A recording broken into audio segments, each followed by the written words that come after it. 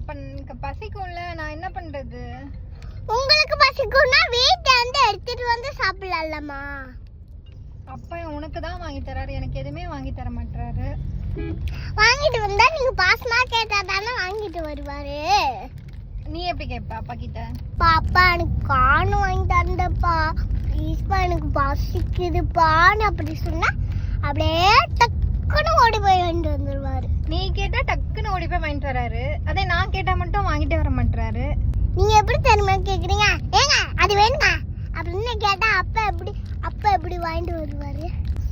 மா மா நீங்க சொல்ல குட்டி புச்சி குட்டி வாங்கடா இது வாங்கிட்டாடா அப்படின்னு சொன்னாதான் அப்பா வாங்கிட்டு வருவாரு.